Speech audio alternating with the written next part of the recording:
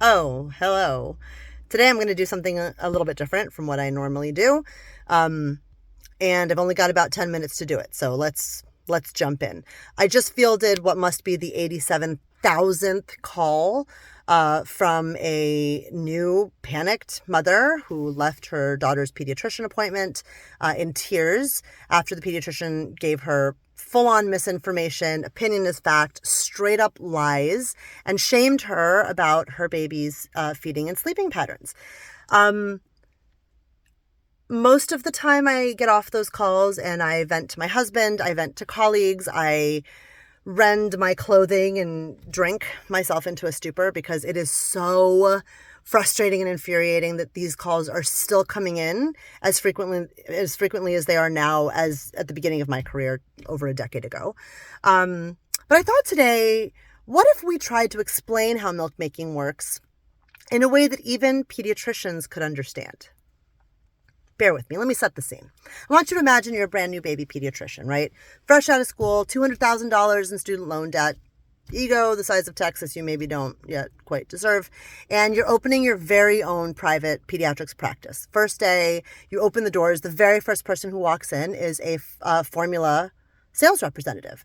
And they come in and congratulate you on your office and say, listen, I'd love to help. I've got 10 cans of formula samples in my car. Would you like me to bring them up just as a gift to you? No, just to help you out.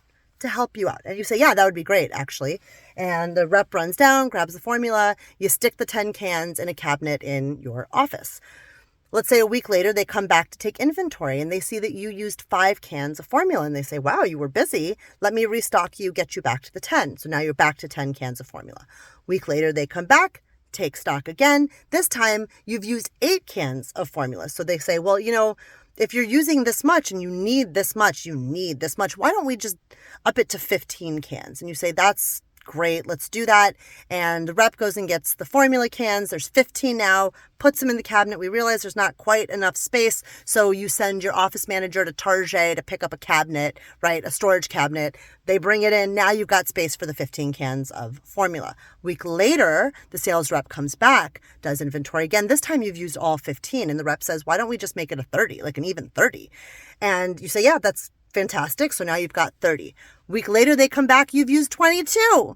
And now you've had to buy another storage cabinet. So now the rep says, let's just make it 50. So as you continue to move product, you will continue to be given product to move. Demand and supply. You see how that works? You move the product, you get more product to move. And eventually, you need to find more space to put the product that you're going to move. Understand? Still with me? Great. Let's assume the opposite. Let's say you've opened your brand new practice. The doors are open. Formula rep comes in. Congratulations. This is beautiful. You should be so proud of yourself. Here's 10 cans. You stick it in a cabinet. And a week later, the formula rep comes back and takes stock and sees that you only used 2 cans. And there's 8 whole cans of formula left in that cabinet. And the rep goes, oh, you only needed the 2? And you're like, yeah, we have an IBCLC on staff, actually. And so we only needed, temporary supplementation for 2 families. So, we're doing good. Okay, great. So the rep leaves, comes back a week later, sees you still only used 1 can, that you have 7 cans still left in the cabinet, and goes, oh, really? You only needed 1? Yeah, things went really well this week. We didn't need any more. Okay, interesting. Rep comes back a week later. You haven't used any more of the formula. There's still 7 cans of formula in the cabinet. And now part of the cabinet is being used to store other stuff. Now you've got stethoscopes and knee knockers. I don't know, whatever the things are you use when you're a pediatrician, right? Eventually, what's going to happen? The rep is going to realize you're not moving product and they're not going to give you more product to move. They're going to stop wasting their energy on you. It's going to stop.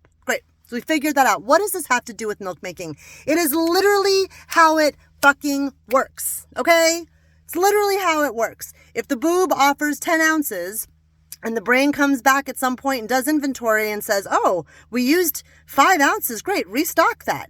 If the boob keeps moving the product, the brain is going to continue to tell mom's body to make more product In fact, during the first few months postpartum, at least, because of the way mom's postpartum hormones work, we can even continue to increase the storage capacity and buy more storage cabinets, i.e. promote the growth of more mammary tissue.